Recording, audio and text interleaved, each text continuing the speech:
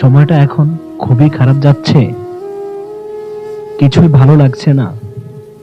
Tension করো না, এই খারাপ সময়টা সব সময় থাকবে না, এটা স্থায়ী নয়। মাঝে মধ্যে দেখবে জীবনে এমন সময় আসবে যখন মনে হয় সবকিছু থেমে গেছে, ভেঙে গেছে সব আশার আলো।